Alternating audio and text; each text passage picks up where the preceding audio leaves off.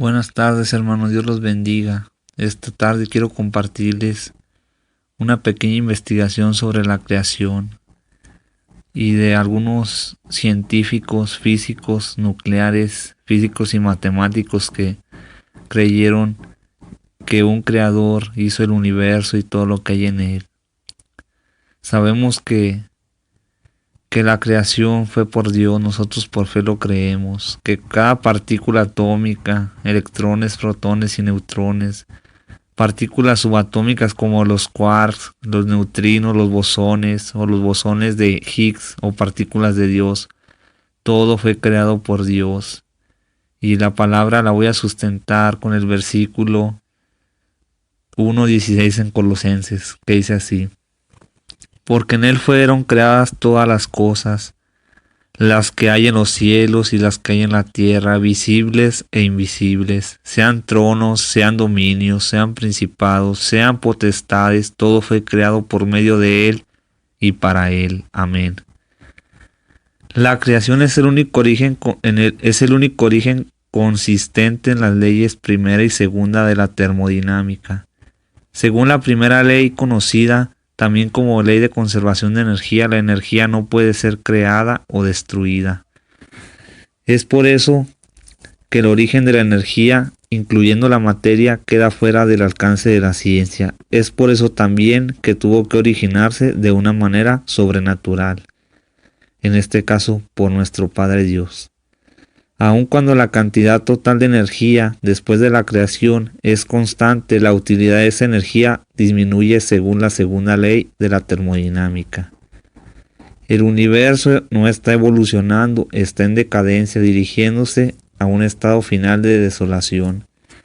La segunda ley de la termodinámica lo que nos dice es que cualquier objeto, con el paso del tiempo, va perdiendo energía. Nosotros lo vivimos en carne propia. Conforme vamos avanzando en edad, nuestras células del cuerpo van muriendo, vamos envejeciendo, nos empiezan a salir canas, empezamos a batallar para caminar. Es decir, nuestra energía empieza a disminuir cada día más hasta que llegamos a un estado de decadencia o que es la muerte. Segunda ley de la termodinámica. La explicación es, por ejemplo, el Big Bang, que supuestamente los científicos sucedió hace 13.800 millones de años. Ellos afirman que no había nada y que de pronto de una singularidad hubo una explosión gigantesca, de la cual se empezaron a formar las primeras partículas subatómicas hasta crear los primeros protones, neutrones y electrones. Empezando a formar elementos como es el hidrógeno, el primer elemento, y después de colisiones entre partículas atómicas, creando elementos pesados como el plomo, el hierro, el zinc. Pero cuando a ellos se les menciona la segunda ley de la termodinámica, que como suponen ellos que hubo una explosión de la nada y que el universo va en decadencia, pues ellos crearon el llamado Big Crunch o teoría del gran colapso, y es la teoría en la que ellos dicen que algún día que el universo termine su energía, las partículas se van a volver a juntar y van a volver a formar una singularidad, o sea, y van a formar una nada, como en el principio ellos afirman, ¿verdad? Lord Kelvin, perdón, o mejor llamado como William Thomson, fue un físico matemático británico que vivió de 1824 a 1907. Fue uno de los más grandes científicos, en contraste con la estrecha especialización de la mayoría de científicos de hoy en día. Kelvin hizo significativas contribuciones a numerosas ramas de ciencia y tecnología. Inglaterra reconoció este alcance y magnitud en Sir William Thomson y lo elevó al título de nobleza de Lord Kelvin. Kelvin no solo fue el más grande científico de su época, sino el más ingenioso en aplicaciones prácticas de ciencia. Relata la historia que cuando fue colocado el primer cable transatlántico submarino no funcionó. Fue necesario el ingenio de Kelvin con habilidades en física e ingeniería para diseñar y colocar con éxito el primer cable transatlántico. Echando mano de su maestría en matemáticas, física, geofísica y astronomía, proporcionó numerosas soluciones que pusieron límites a la corta edad de la Tierra y el Sol. Kelvin retó a geólogos evolucionistas enfrentándolos al hecho de que la física puede proporcionar pruebas sobre una edad limitada de la Tierra. La edad de la Tierra, según evolucionistas como John Ruth y colaboradores de la Universidad de Cambridge en 2010, pusieron una edad límite de la Tierra de 4.543 millones de años, basada en decaimiento de hafnio 182 en tungsteno 182.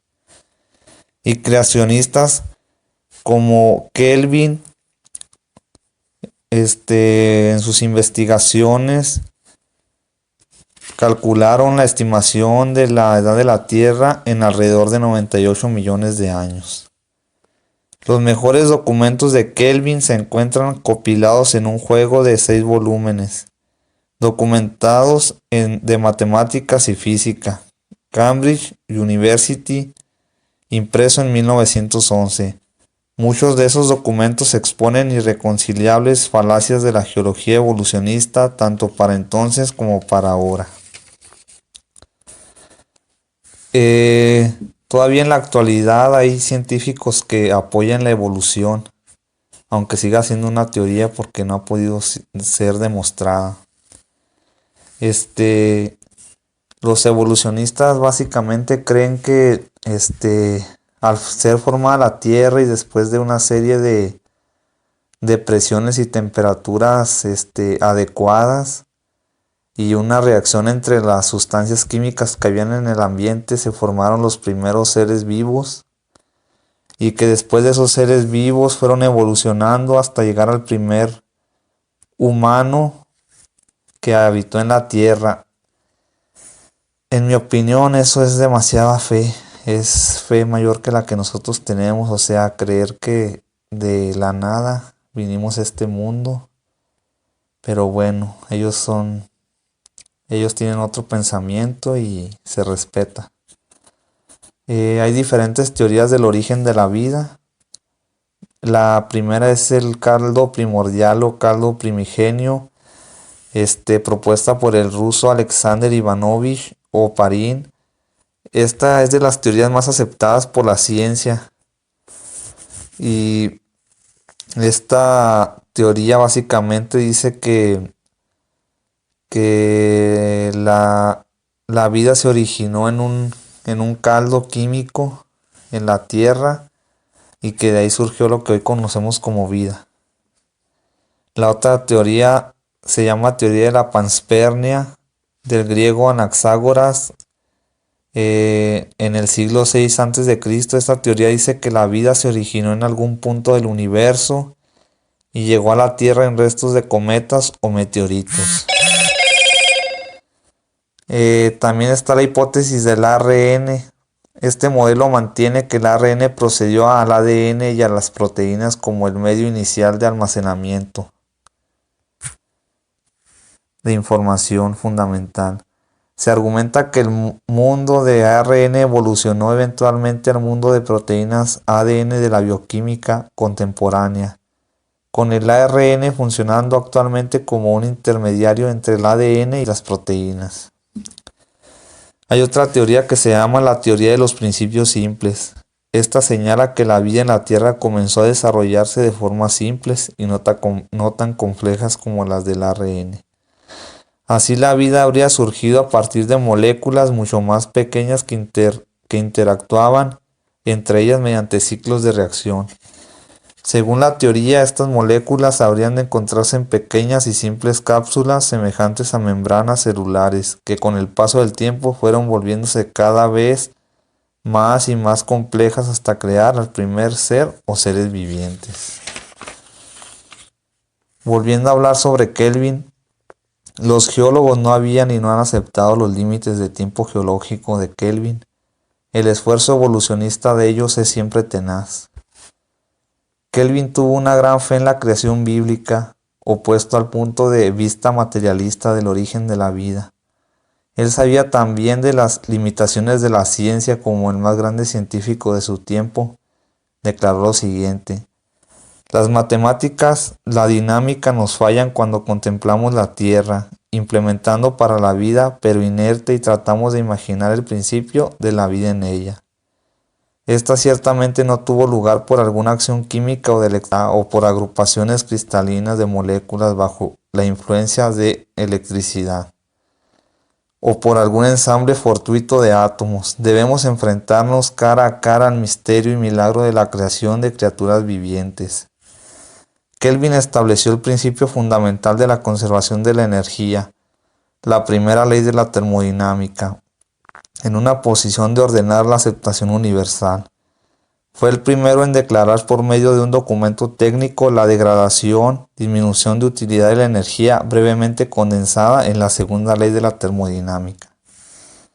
Estas dos últimas contribuciones, formalizando las dos leyes de termodinámica, fueron incluidas en un famoso documento sobre las propiedades dinámicas del calor, presentado a la Sociedad Real de Edimburgo en 1851. Son estas dos grandes leyes, la primera y la segunda de termodinámica, las que apoyan. 3 puntos. El primero, los requerimientos de la ciencia para la creación. Número 2. Un universo en decadencia opuesto a un universo en evolución. Número 3. La lógica credibilidad de los documentos de Kelvin sobre los límites de una corta edad para la Tierra.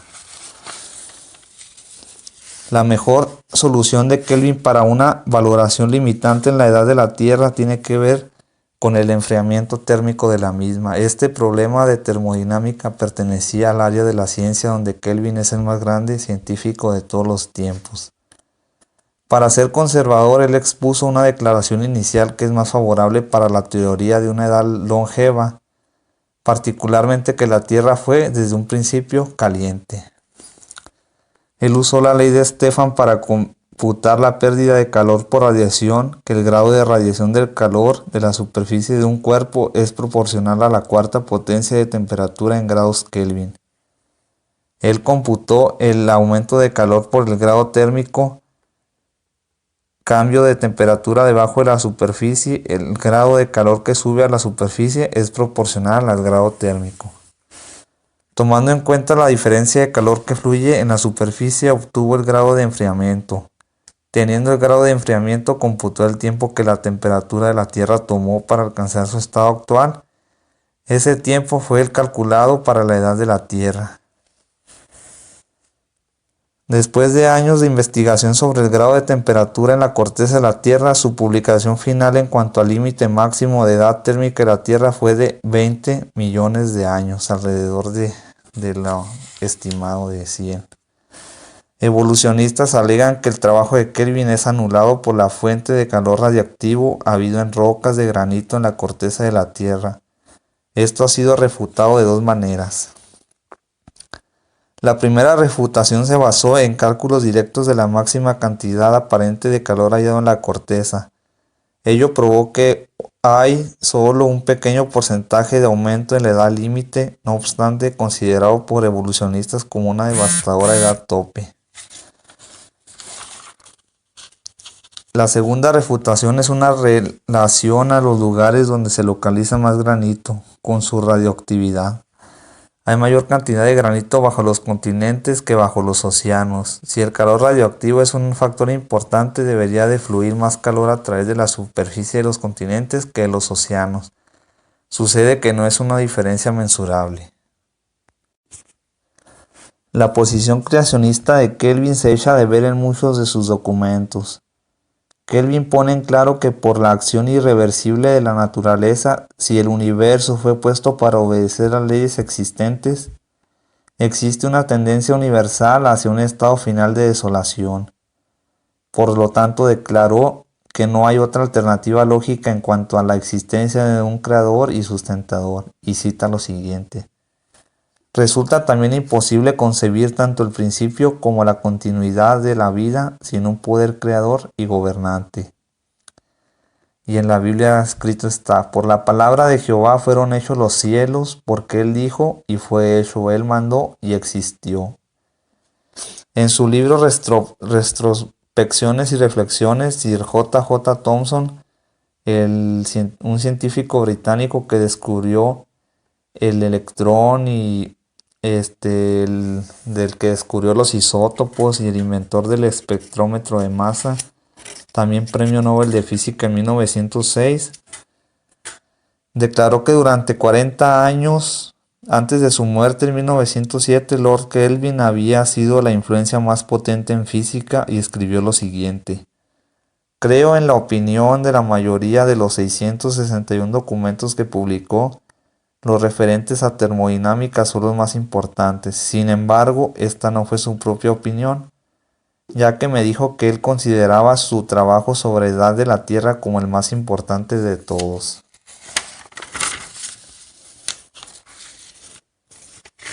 Esa fue la solución térmica de Kelvin en cuanto a una edad límite y joven para la Tierra. Fue basado en el caso más extremo, una Tierra que estaba en un principio caliente. Kelvin utilizó las leyes y medidas termodinámicas apropiadas para computar el tiempo que tomó en enfriarse a su estado térmico actual.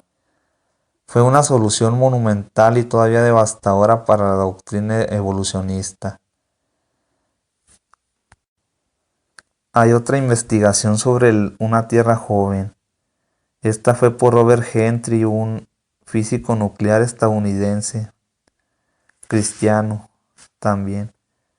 Esta investigación él la obtuvo por el mecanismo de reloj mediante polonio 218.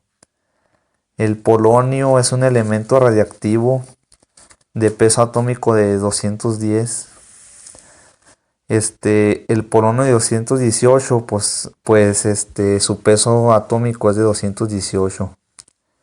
Y este tipo de polonio tiene una edad media de 3 minutos. Él en su investigación descubrió en rocas primigenias, de las primeras rocas que se formaron en la Tierra, descubrió radiohalos de polonio 218. Los radiohalos son como unas huellas digitales del polonio 218 alrededor de las rocas.